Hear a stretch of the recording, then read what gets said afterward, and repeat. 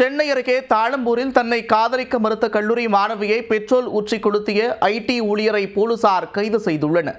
தனக்கு கிடைக்காத பெண் வேறு யாருக்கும் கிடைக்கக்கூடாது என்ற வெறியில் மாணவியை கொளுத்திய நபர் சிக்கியது எப்படி? கடலூர் மாவட்டம் விருத்தாச்சலத்தைச் சேர்ந்தவர் அந்த 19 வயதான இளம்பெண். சென்னை OMR சாலை செம்மஞ்சேரியில் உள்ள தனியார் பொறியியல் கல்லூரியில் 2ஆம் ஆண்டு பயோமெட்ரிக் படித்து வந்தார். இவர் தாழம்பூரில் தனியார் மகளிர் விடுதி ஒன்றில் தங்கி தனது படிப்பை தொடர்ந்து வந்துள்ளார். இதேபோல் மாணவியின் தாய்மாமன் மகனான ரத்தினகுமார் என்பவரும் சென்னையில் தங்கி ஐடி நிறுவனம் ஒன்றில் பணிபுரிந்து வந்துள்ளார். ரத்தினகுமார் கல்லூரி மாணவியை காதலித்து வந்ததாக தெரிகிறது.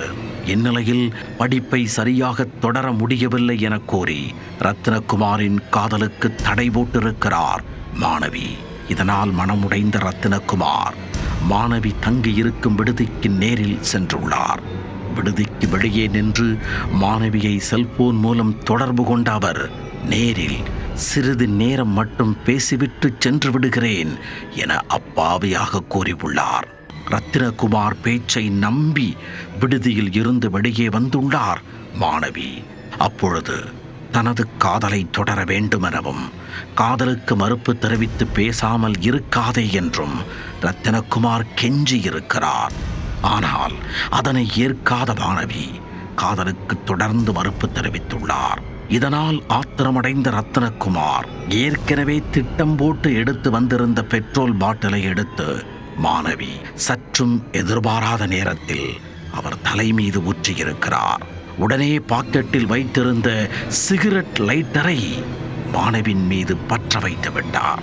கண்ணிமைக்கும் நேரத்தில் நடைபெற்ற இந்த பகீர் சம்பவத்தில் தீ மளமளவென பரவி மாணவி மீது பற்றி எரிந்துள்ளது.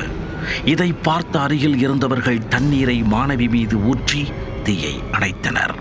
ஆனால் அதற்குள் மாணவி மீது தீக்காயம் ஏற்பட்டுவிட்டது.